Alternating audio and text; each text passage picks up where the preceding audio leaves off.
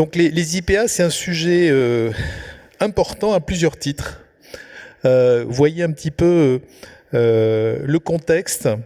Il y a des besoins des usagers, le vieillissement de la population, disparité de l'offre, etc. Enfin, il y a beaucoup de raisons pour que l'on parle des IPA et qu'il y a une demande très, très forte pour avoir des infirmières de pratique avancée. Alors, avant, qu'est-ce qui se passe dans le monde? Alors, dans le monde, d'abord, il y a une conférence internationale des soins infirmiers. Il y a un site internet, vous pouvez regarder ça, très, très active. Et dans le monde, il y a à peu près 48 pays qui ont des IPA. Alors, les IPA dans le monde entier, ils associent les infirmiers d'anesthésie, ce qui n'est pas le cas chez nous. Ils associent aussi les sages-femmes, qui n'est pas le cas chez nous, puis c'est considéré comme une profession médicale à l'heure actuelle chez nous. C'est complètement différent. Par contre, au niveau de cette association mondiale, il regroupe tout le monde.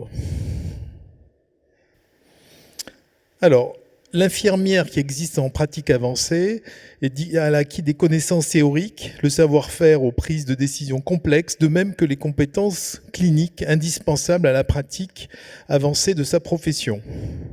Alors, il faut qu'on aille un petit peu plus loin pour savoir de quoi on parle. Alors là, j'ai pris directement les diapos du ministère. Donc c'est un développement approfondi des connaissances et des compétences. Donc en pratique, ce sont des infirmières qui vont faire une formation supplémentaire. Et en fait, c'est une nouvelle forme d'exercice.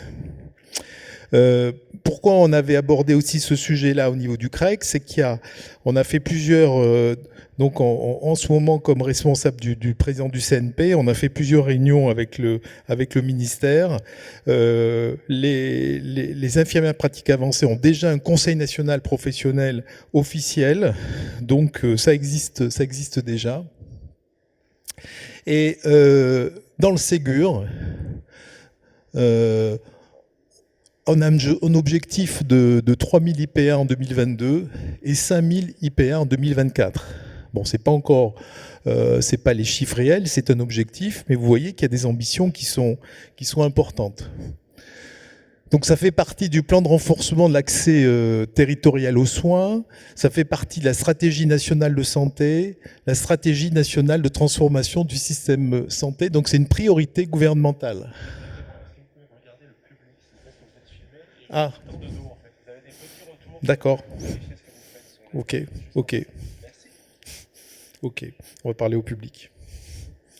J'aurais dû mettre les lunettes alors.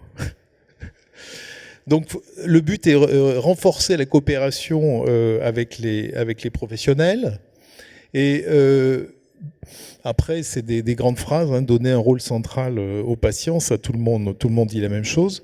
Les articles au niveau juridique sont déjà sortis, je vous fais grâce de l'ensemble des articles. Et en fait, en juillet 2018, vous avez eu une publication de l'ensemble des décrets qui régissent les IPA. Alors, que fait l'IPA? Elle participe à la prise en charge globale du patient. Elle va avoir une conduite diagnostique. Elle va intervenir dans les choix thérapeutiques qui vont être définis par le médecin, mais elle va tout à fait pouvoir prescrire des traitements limités. Elle va pouvoir aussi prescrire certains examens dans un cadre très précis. Et normalement, il y a un protocole qui doit être établi entre le médecin et l'IPA. Le tout est de savoir jusqu'où on va. Pour tout veut dire, en fait, les IPA veulent aller très loin. Nous, on est tout à fait, là c'est plutôt un discours syndical, on pourra en parler dans la discussion. On est tout à fait favorable aux IPA, ça je l'ai répété régulièrement, mais il faut que ça soit fait en accord avec les médecins. Je pense que l'exemple des sages-femmes, c'est l'exemple à ne pas suivre. Les sages-femmes sont souvent complètement indépendantes et de mon point de vue et du point de vue de beaucoup de personnes, je pense que c'est un exemple à ne pas suivre, même si on est tout à fait favorable aux IPA, et je rêverais d'avoir un ou une IPA associé avec moi dans mon groupe. Donc il y a des problèmes les compétences. Alors, c'est l'entretien, l'anamnèse, l'examen clinique. Vous voyez, c'est vraiment assez clinique. Il y a des activités d'orientation, de dépistage, des actes d'évaluation, des actes techniques et des prescriptions de médicaments sur une liste qui est limitée. Alors, pour l'instant, c'est limité à la pathologie chronique stabilisée et des polypathologies courantes en soins primaires, oncologie, hémato-hématologie, maladie rénale chronique, dialyse, transplantation rénale, psychiatrie et santé mentale. Et Julien, moi j'ai une connaissance théorique des IPA, mais Julien a une connaissance un petit peu plus pratique, donc il va nous en parler un petit peu plus. Merci Patrick, bonjour à toutes et tous. Alors j'ai une connaissance pratique mais qui reste quand même relativement limitée, essentiellement pour avoir vu des infirmières fonctionner comme des IPA et maintenant être devenues IPA quand j'étais à l'hôpital, et puis pour avoir accueilli une stagiaire IPA sur un terrain de stage, cette fois-ci en libéral, donc ça c'est assez intéressant. Alors ça je pense que c'était peut-être encore une de tes diapos, mais c'est pas bien grave, je vais avancer. Alors la formation d'IPA se fait bien évidemment par le biais d'un équivalent master à l'université, c'est-à-dire qu'elle est réservée à des infirmières déjà diplômées qui vont, par le biais d'une formation universitaire, acquérir le statut d'IPA. Et donc, pour faire peut-être un petit peu plus bref, on a un certain nombre d'universités qui sont labellisées pour que les infirmières puissent s'inscrire et obtenir le statut d'IPA, et le cursus se fait en 2 ans, avec une première année de tronc commun, et une deuxième année de spécialisation sur l'un des terrains de compétences dont Patrick vous a parlé précédemment. Alors, pour quel candidat ou candidate, à qui s'adresse la formation d'IPA? Évidemment, comme vous pouvez l'imaginer, l'IPA est une infirmière plus, comme on peut dire, et donc ça s'adresse à des étudiants, des infirmiers et infirmières qui vont être motivés pour repartir sur un cursus universitaire d'un niveau supérieur au leur, dans un contexte où l'accès à la formation est assez compliqué quand on est déjà sur le milieu du travail, c'est-à-dire que peu d'hôpitaux acceptent de prendre en charge ces formations, et en ce qui concerne les structures privées, c'est encore plus difficile.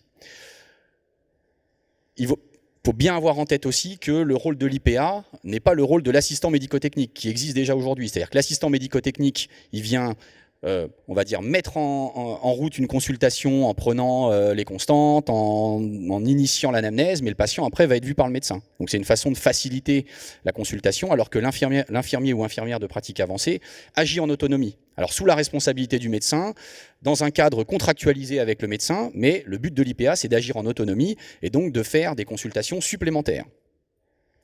Et donc, on a déjà un exemple, et ça, Patrick en parlait précédemment, l'exemple à suivre existe finalement, c'est l'exemple des IAD. C'est-à-dire qu'ils agissent avec l'anesthésiste, sous leur responsabilité, mais en autonomie. On a tous les jours des malades qui sont endormis uniquement par l'IAD. Alors l'anesthésiste, il vient éventuellement le saluer avant, il a fait la consulte d'anesthésie avant, mais en tout cas, l'IAD agit en autonomie, et c'est finalement un IPA. Et c'est un modèle à suivre, on va en parler.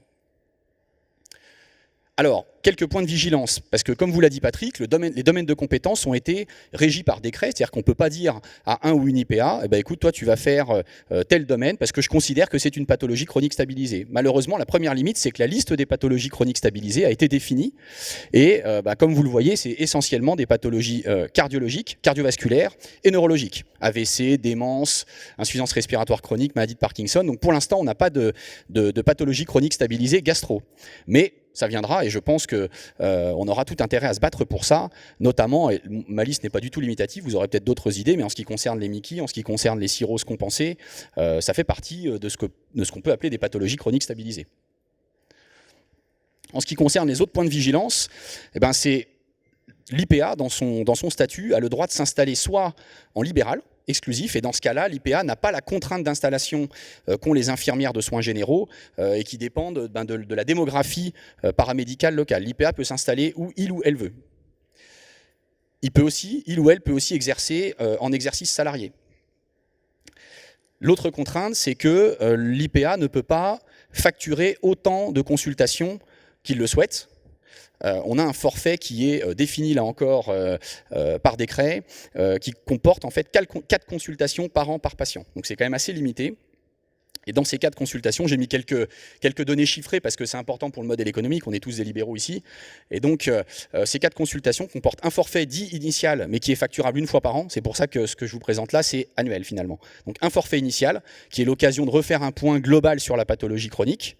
Et puis 3 autres forfaits, c'est-à-dire finalement une consultation trimestrielle pour une facturabilité, j'invente le terme, de 157 € par patient par an.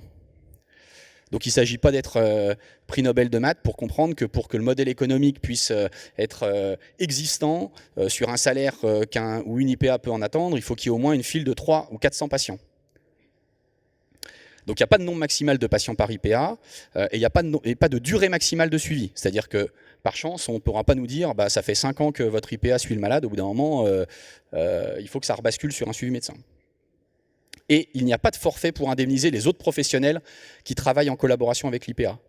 Ce qui veut dire qu'au moment où vous allez générer la délégation de tâches, ça sera une délégation de tâches, mais une délégation de recettes aussi, si je puis dire. Donc ça, c'est important à avoir en tête. Donc le modèle économique est à construire, mais la fenêtre de tir que l'on a quand même en libéral, c'est que le modèle économique n'existe pas très bien en public non plus. Ça, c'est assez habituel, c'est-à-dire que le diplôme a été créé, les IPA existent, les hôpitaux en ont, mais pour en connaître, derrière, leur salaire n'évolue pas beaucoup. Et c'est vrai que ça peut offrir une fenêtre de tir attractive peut-être pour les libéraux. Alors, quelles sont les pistes? Alors, c'est pas du tout limitatif. Moi, encore une fois, j'ai une expérience qui est très modeste. Tout le monde, je pense que tout le monde peut apporter sa pierre à l'édifice, mais c'est probablement une solution parmi les autres aux déserts médicaux. Alors une solution parmi les autres aux déserts médicaux, d'un côté parce qu'on pourra faire de la délégation de tâches pour les consultations faciles, d'un autre côté, comme je vous l'ai dit, le modèle économique est à construire et si on doit avoir 300-400 malades pour lui construire une file active, ça s'adressera probablement aux gros cabinets ou aux gros ensembles et donc qui sont dans des endroits qui ne sont pas vraiment des déserts médicaux. Alors finalement, on se demande un petit peu comment construire ce modèle économique. L'autre élément intéressant, c'est que ça peut permettre une collaboration avec un professionnel qui aura un autre angle d'attaque du patient. Nous, souvent, on a un abord qui est très technique, alors que les paramédicaux, ils ont un prisme qui est différent. Et je pense que pour le patient, ça peut être quand même intéressant d'avoir ces 2 professionnels qui vont intervenir sur sa maladie. L'autre risque, c'est la prédation finalement que l'on pourra subir, nous médecins, des autres professionnels, alors des infirmiers et infirmières eux-mêmes qui voudront s'installer en libéral, mais aussi des établissements de santé, parce que je ne sais pas pour vous, mais on sent que les établissements de santé ont une volonté assez féroce de mettre la main sur les consultations, et le risque c'est qu'ils salarient des IPA qui vont pouvoir faire les consultations faciles, ou alors que les IPA soient en libéral pour faire les consultations faciles et qu'il ne reste pour le médecin que les consultations plus difficiles, plus complexes, plus longues, et ce qui aboutirait un peu à une low-costisation de la santé, c'est-à-dire que sans vouloir réduire le prix de la consultation, on va dire finalement les patients qui ne justifient pas une consultation au prix d'un médecin, ils verront l'infirmière ou l'infirmier, et puis les autres, ils verront le médecin. Donc ça, c'est quand même un vrai risque, et c'est pour ça qu'il faut absolument probablement ne pas tout faire pour ne pas aller vers le modèle sage-femme gynéco, qui fonctionne un petit peu comme ça, mais plutôt aller vers le modèle IAD anesthésiste, peut-être sous la forme d'un salarial, encore avec un modèle économique à construire.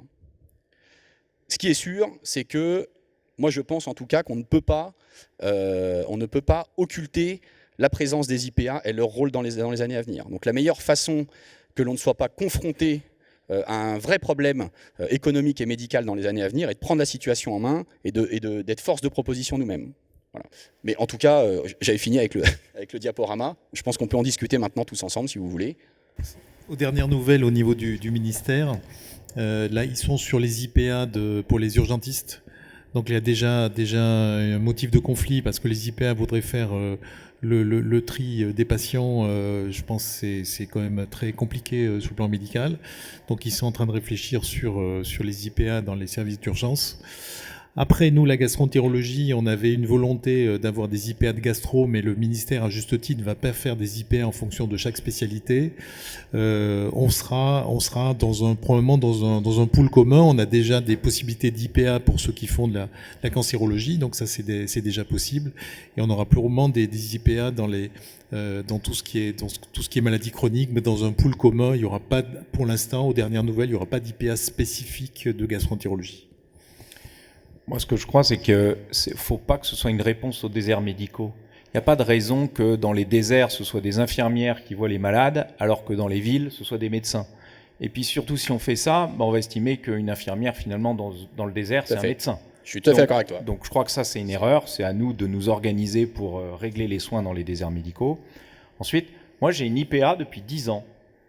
C'est pas une IPA, mais on avait des besoins, on a défini ces besoins, on l'a formée. Elle nous rend des services dans des suivis de maladies chroniques pour des tâches bien définies. Elle est hyper compétente.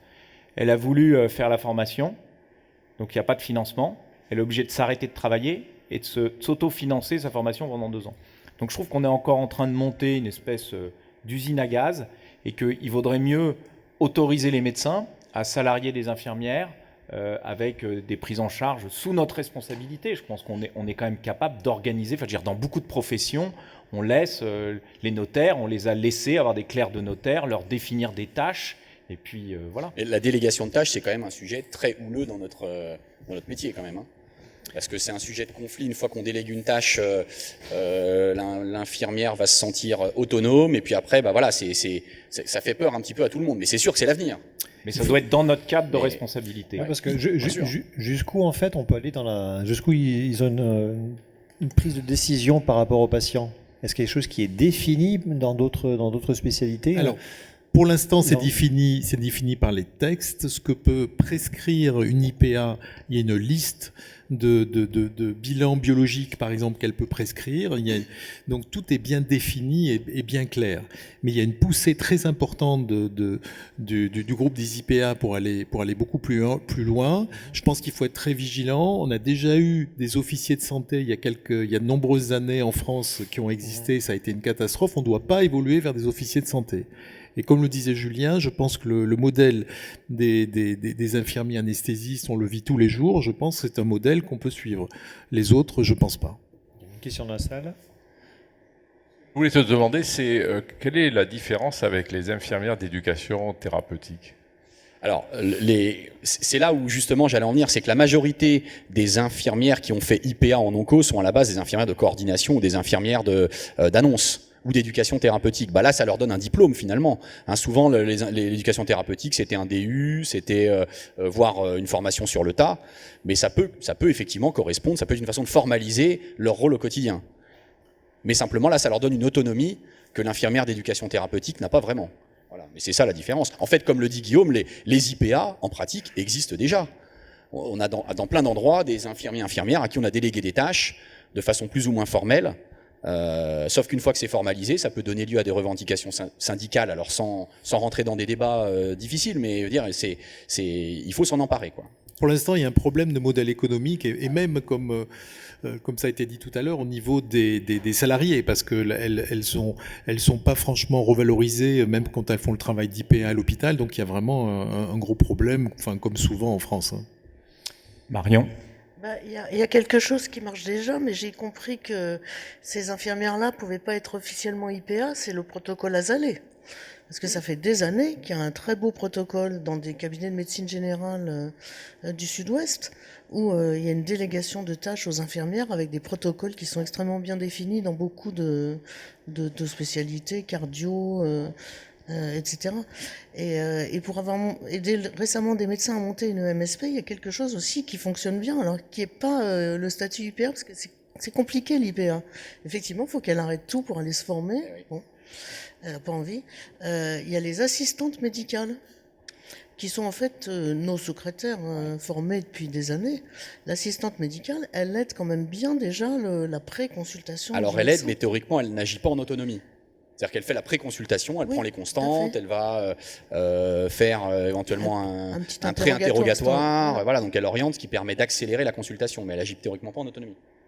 En effet, les assistantes médicales, elles ont de la capacité, par exemple en gastroentérologie, d'expliquer ce que c'est une coloscopie. Mais c'est le médecin qui va poser l'indication. Elle ne fait que... c'est le prolongement du bras du médecin, c'est tout. Mais c'est pas un statut, ça, assistante Non, médicale. Si, mais c'est parce qu'il y a eu des financements en fait pour ça. Mais c'est Tout à fait. voilà.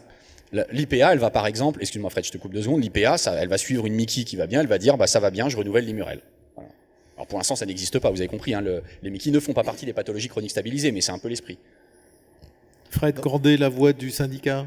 Non, mais alors effectivement, il faut qu'on s'empare de la question, comme tu l'as dit, parce que on va quand même de plus en plus avoir de la pression de la part des pouvoirs publics, de la population, hein, puisque vous voyez que les médecins ont du mal à répondre à tous les besoins, on nous parle d'accès aux soins en permanence, et très clairement, il faut qu'on évolue on parle depuis des années d'entreprises libérales, et il faut qu'on s'habitue à l'idée qu'on ait des salariés, et comme on n'a pas envie de bosser beaucoup plus, parce qu'on ne peut pas bosser beaucoup plus, il faut que les jeunes qui sont derrière nous, et nos actuels jeunes associés et futurs associés travailleront probablement pas sur le même rythme que nous. On a une demande quand même à un besoin de la population à remplir, et la délégation est vraiment quelque chose dont on doit s'emparer. Ça fait peur. On a des spécialités qui ont bossé là-dessus avant nous. Alors c'est vrai que les anesthésistes, c'est, je dirais, un modèle parfait. Les ophtalmos, on a cru à un moment donné que c'était un modèle parfait, mais là, ils sont en train de se faire mordre la main par les orthoptistes qui veulent maintenant récupérer une autonomie. Donc c'est bien, nous finalement on n'a pas encore trop la pression, mais il faut quand même qu'on se bouge et qu'on réfléchisse et qu'on propose à nos collègues quand même des modèles pour comment déléguer la tâche, mais tout en gardant quand même la main. Et ça va être des mix entre les assistants médicaux. On a quand même déjà, Guillaume travaille déjà depuis longtemps en délégation. On a quelques collègues qui délèguent, qui font quand même déjà commencer les consultations par les assistants médicaux. Le modèle de l'IPA, pour l'instant, on est quand même un peu en retrait. C'est plus les hospitaliers qui sont très demandeurs pour faire des consultations. Voilà. Et très clairement, la délégation de tâches aujourd'hui fait encore très peur à nos collègues, avec un sentiment de se faire dépouiller. Voilà. On explique aussi au pouvoir public, et on ne veut pas laisser penser que finalement une infirmière fera aussi bien qu'un médecin. Enfin voilà, il y a quelques points comme ça sur lesquels il ne faudra pas trancher. Mais il faut qu'on ait des salariés et des assistants. Pierre, une question? On prend le micro, sinon on n'entendra pas.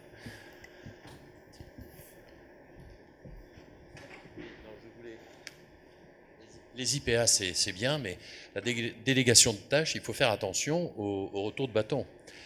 Je n'en veux que pour preuve les radiologues qui ont fait, pour parler de l'échographie qui est mon dada, comme vous le savez tous, ils ont fait une délégation de tâches à leurs manipulateurs. C'est-à-dire ils ont formé leurs manipulateurs en 1 an, et certains ne sont pas formés, et ils font des échos. Vous avez tous vu des échos de cabinets de cardio, de radio, qui sont faites par des manipulateurs, où vous pouvez relever toutes les erreurs et tout. Et là, ce que tu disais effectivement, c'est que je pense qu'à terme, ces gens qui ont été formés, qui sont capables de faire de l'échographie, vont s'autonomiser. Donc il faut faire très très attention aux délégations de tâches. Quand j'étais, je me souviens, à l'URPS, il n'y a pas si longtemps que ça, il y a 2 ans, les délégations de tâches, ça a une action nationale. C'est-à-dire que si au niveau local, vous demandez une délégation de tâches, si une spécialité demande une délégation de tâches, elle devient nationale. Et je crois qu'il faut être très vigilant, il faut reposer sur nos syndicats, effectivement, et il faut reposer sur des gens qui en ont l'habitude. Et pas les radiologues, parce qu'en l'occurrence, ils ont voulu y aller seuls, mais je pense qu'ils vont se faire manger par leurs manipulateurs. Merci beaucoup Pierre. Donc en résumé, plutôt assistance que délégation. Merci beaucoup. Merci Patrick, merci Julien.